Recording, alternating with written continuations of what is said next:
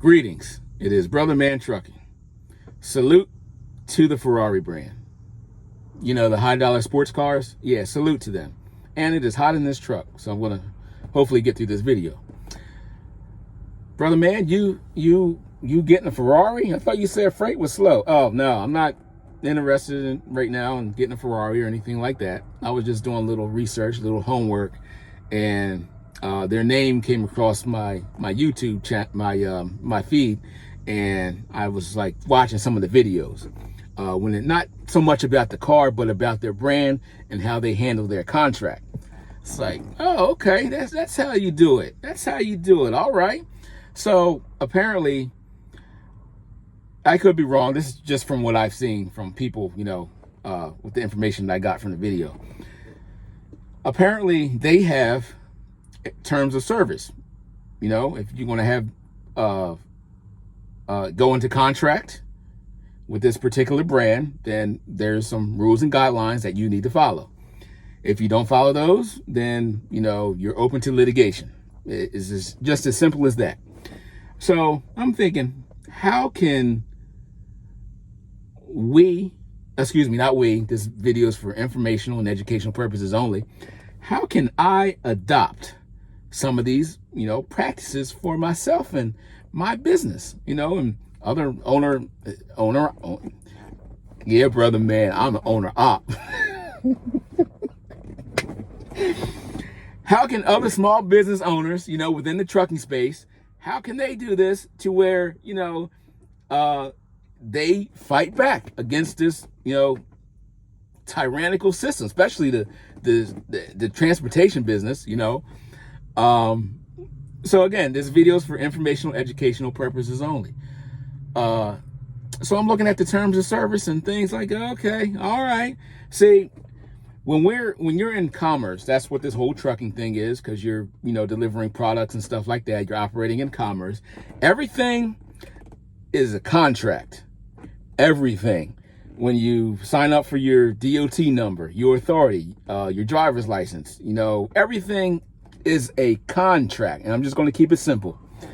Everything like paper logs, it's a contract, because if you don't fill this out, you know, if you don't fill this out and with the proper information on there and keep a record of it, your penalty, you could be penalized. So everything is a contract. So what I have to do is learn how to navigate these contracts. Like, for instance, I'll give you an example.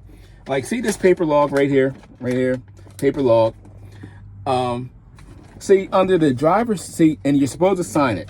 See, your signature, there's power in your signature, or where you sign in the little box thing. Your signature holds value. So if this isn't signed, does it hold any value? But once it's signed, whether it's correct or not, it holds value. Oh, well, this is wrong. We're going to have to penalize you. So, you know, so this is, I'm just showing you what I'm doing with this. And I just got to be careful about what I talk about on here, because I don't want the feds knocking on my door. So that's how I sign mine. It says in the signature box right there, it says non-assumpsit. I'm not going to tell you what it means. Go look it up. Black's Law Dictionary. Had to say that part slow. So everything is about contract. So when you learn to understand, comprehend how all this stuff works, or have a working knowledge of how all this stuff works, you'll start navigating a little bit differently. Not like the average person. Not person. Person is never, let me not get into that. Oh man, there's just so much I want to talk about, but I can't just talk about it. I have to, you know, bring people up to where they can, you know, comprehend what's going on. Like, for instance, I'll tell you one time when I was in court, and I have witnesses to this, and it was about this whole child support thing. And the judge, actually it wasn't a judge, the magistrate, she said a whole bunch of stuff. And then she said, do you understand? Meaning, let me break that down. Do you stand under my authority? I said, no, but I comprehend.